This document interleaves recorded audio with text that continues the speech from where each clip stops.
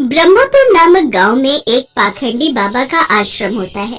उस गांव के सभी लोगों का बाबा पर बड़ा विश्वास था। वो अपनी परेशानियों का हल ढूंढने या झाड़ फूंक करवाने बाबा के पास जाते थे। वो पाखंडी बाबा उन सीधे साधे लोगों को अंधविश्वास में फंसाकर उनसे पैसे ऐंठता रहता है। आयुष्मान भव। बाबा, मैं कई सालों से औलाद सुख के लिए तड़प रहा हूँ। मेरी शादी को 10 साल हो गए, लेकिन अभी तक मेरे घर बच्चे की किलकारियों से वंचित है। कृपा करके हमें कोई ऐसा रास्ता दिखाए कि मेरी बीवी की सूनी गोद जल्द ही भर जाए। इसके लिए तुझे बकरी की बलि देनी होगी। बोल, तू तैयार है? लेकिन बलि देना तो पाप है ना बाबा। मूर्ख, अब तू तय करेगा कि क्या सही है और क्या गलत। इन्हें माफ कर दीजिएगा बाबा जी, इनसे भूल हो गई। हम बच्चे के लिए कुछ भी करेंगे, बलि भी देंगे। तो ठीक है, कल आश्रम में बलि चढ़ाने का महायज्ञ है। कल बकरी लेकर आ जाना। कल ही हम उसकी बलि देंगे और तुम्हें सारे कष्टों से छुटकारा मिल जाएगा। सुनो शिष्य, कल के महायज्ञ में बलि चढ़ाने के लिए एक बकरी का इंतजाम किया जाए। जो आज्ञा बाबा जी, हम अभी जाकर बकरी का इंतजाम करते हैं। लेकिन अगर आप बुरा न माने तो मैं क्या आपसे कुछ पूछ सकता हूँ बाबा जी? पूछो वत्स, क्या पूछना है? अपनी मनोकामना पूर्ण करने के लिए बकरी की बलि देने वाली बात मुझे कुछ समझ नहीं आई। क्या किसी की बलि देना जरूरी है? बलि देने से भगवान प्रसन्न होते हैं और हमारी सारी मनोकामना पूर्ण होती है। माफ करना बाबा जी, लेकिन आपकी इस बात से मैं सहमत नहीं हूँ। समस्त सृष्टि के जन्मदाता और मृत्युदाता तो ईश्वर है। फिर अबोध प्राणी की बलि लेकर आखिर वो कैसे प्रसन्न हो सकते हैं? और किसी की जान लेना तो पाप ही होता है ना बाबा जी। और किसी की जान लेकर कोई भी कामना पूर्ण नहीं होती। खामोश, तुम दोनों ये क्या अनाप शनाप बक रहे हो?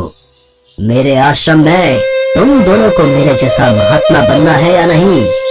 बनना है बाबा जी, बनना है। तो फिर जो मैं कहूँ उसका पालन करो। अब जाओ और बलि के लिए बकरी लेकर आओ।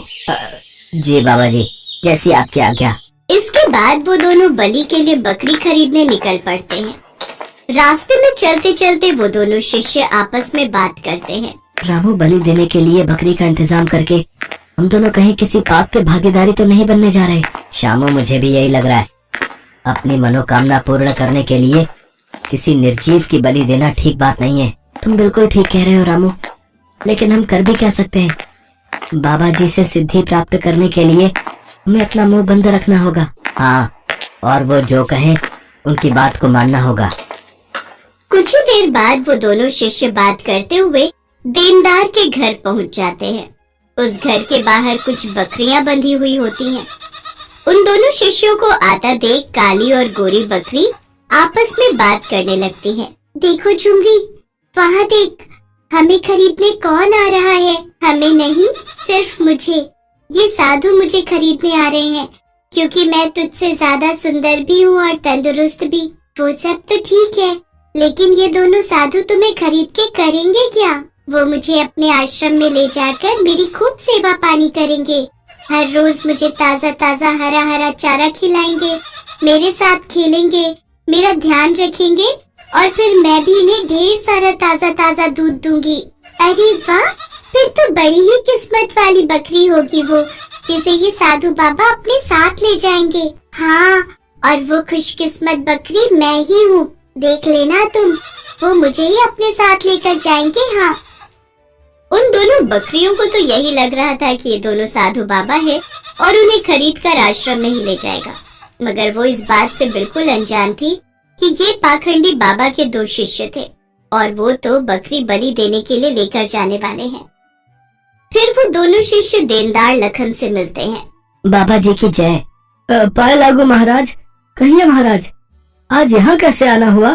दरअसल बात यह है, बाबा जी ने हमें यहाँ एक बकरी खरीदने के लिए भेजा हुआ है, मगर बकरी सुंदर होने के साथ साथ तंदुरुस्त भी होनी चाहिए। सुना तुमने काली बकरी?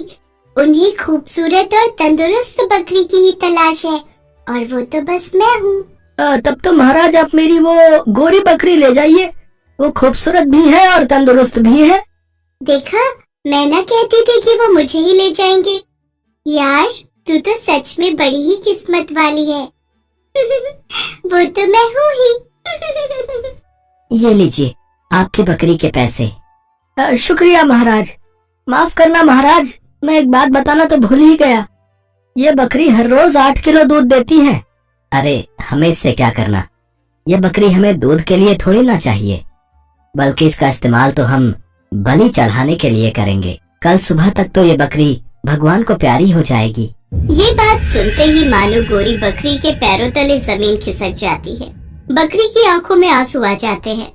माफ करना बहन, मुझे अपनी तंदुरुस्ती और खूबसूरती पर बहुत ही घमंड था, मगर मैं ये नहीं जानती थी कि मेरी यही खूबी मेरी मौत का कारण बन जाएगी। ये लीजिए महाराज आपकी अमानत, आपकी बकरी। कुछ ही देर में वो दोनों बकरी को लेकर बाबा जी के आश्रम में पहुंच जाते हैं। बाबा जी की जय। बाबा, हम ये बकरी ले आए। अब कल सुबह ही तुम इस बकरी को स्नान करवाकर बलि के लिए हाजिर करना। आज इस बकरी का आखिरी दिन है। ये बात सोचकर ही मुझे रात भर नींद नहीं आई, लेकिन हम कर भी क्या सकते हैं, बाबा जी का हुक्म टाल भी तो नहीं सकते ना। दोनों की बातें बकरी बड़े ध्यान से सुनती है और ये जानकर कि बाबा जी के शिष्य उसकी बलि देने के खिलाफ है, उसकी जान में जान आई। चुपचाप मौत को गले लगाने से अच्छा है कि एक बार उससे डटकर मुकाबला किया जाए। बकरी को नहलाने के बाद जैसे ही वो दोनों बकरी को आश्रम की ओर लेकर चलते हैं, तभी रास्ते में बकरी ने उनसे कहा, आप दोनों की बातें सुनकर मुझे ऐसा लगा कि आप दोनों भले इंसान हो, इसलिए मैंने सोचा कि मरने से पहले आप दोनों से एक बात साझा करके ही मरूं। अच्छा, वो क्या बात है? मैं जानती हूँ कि आज मेरी बलि देकर मुझे मार दिया जाएगा, लेकिन फिर भी मैं आज बहुत खुश हूँ। अच्छा, लेकिन वो क्यों? क्योंकि मुझे तुम्हारे उस बाबा जी पर हंसी आ रही है।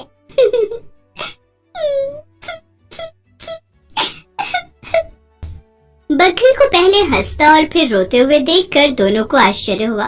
तभी पहले शिष्य ने बकरी से पूछा, सुनो बकरी, आज तुम्हें मार दिया जाएगा, ये जानते हुए भी तुम पहले हंसने लगी और फिर अचानक ही तुम रोने लगी। ये बात हमें कुछ समझ नहीं आई। बताओ तो, तुमने आखिर ऐसा क्यों किया?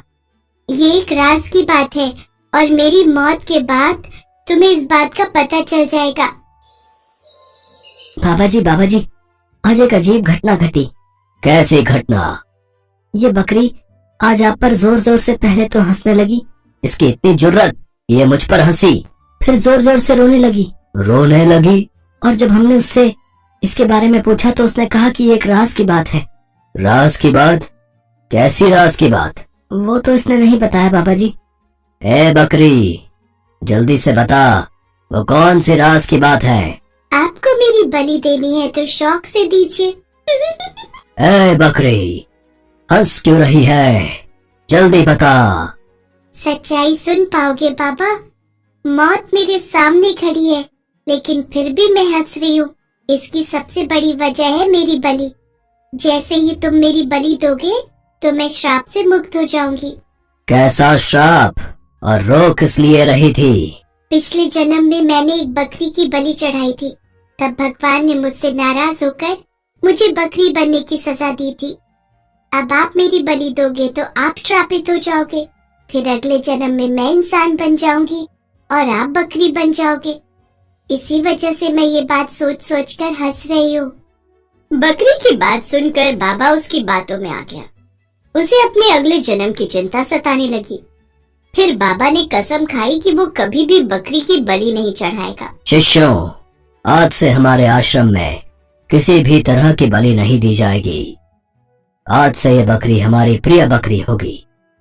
उसको साफ सुथरी जगह पर रखा जाए, हर रोज इसको ताजा ताजा चारा खिलाया जाए, इसको बाहर घुमाने लेकर जाओ और इसकी खूब सेवा पानी करो। ये अब मैं रोज ताजा ताजा दूध दूंगी।